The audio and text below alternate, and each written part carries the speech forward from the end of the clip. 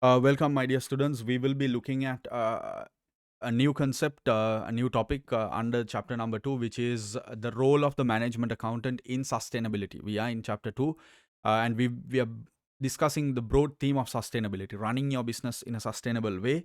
We've looked at ESG, which is incorporating, a consciousness around all the important factors, and in particular, what does the management accountant have to do as far as sustainability is concerned? Let's have a look.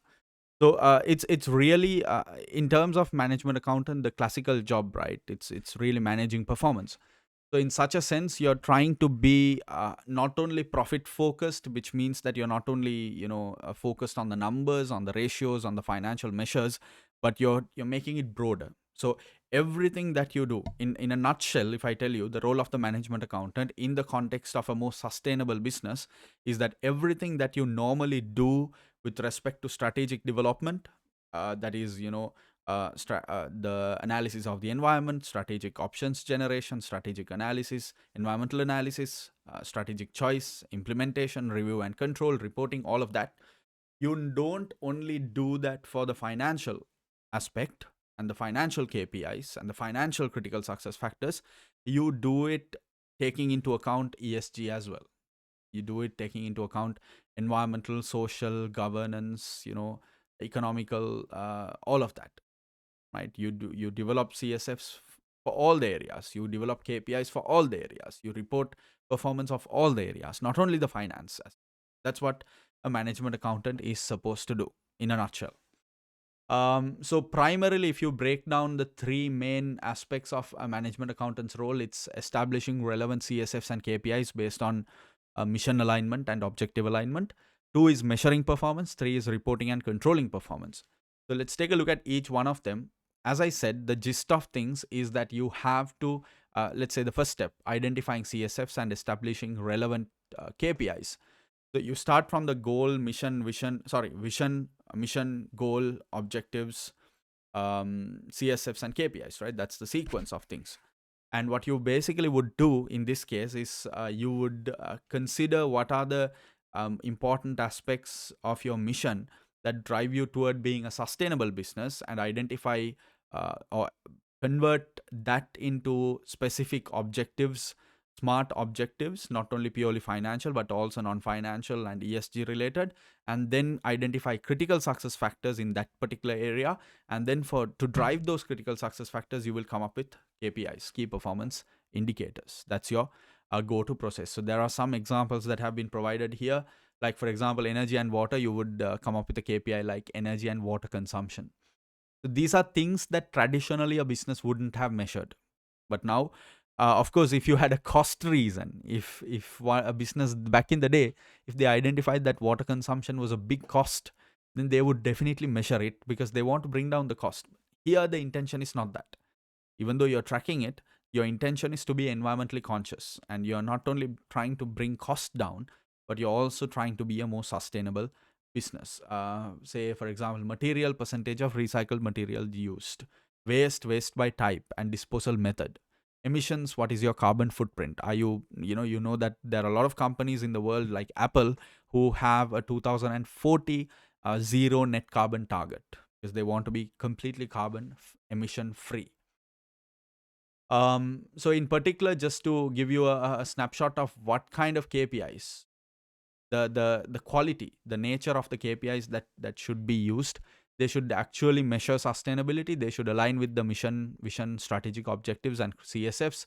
They should provide a balanced organizational picture, recognize the interconnectedness, the relationship between each of the measures. They cannot be really isolated because isolated measures don't really do any value addition. You have to be able to look at the relationship between different measures. If that increases, this will go down. If this happens to this, that will happen to that, etc., etc.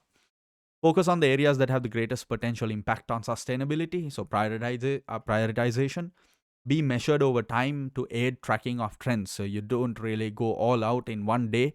You try to learn as much as you can, and you have a balanced approach, and you take measured steps, and be clear and consistent to aid benchmarking comparisons, ideally striving to be like the best practitioner or establish best practices yourself like Toyota has done. The second step is measuring performance. So, as far as measuring performance, it's the use of those KPIs, tracking what's going on. In the exam, of course, there are a few points. One is you might have to recommend how to measure sustainability. They will put you in a situation and they will say, "We want to measure sustainability. What do you recommend?" So it's all about identifying the CSFs, and then based on those CSFs you've identified related to sustainability, what kind of KPIs can you come up with? The second kind of requirement that may come up is evaluating how effectively an organization that is measuring sustainability is doing it. So, are they doing it well?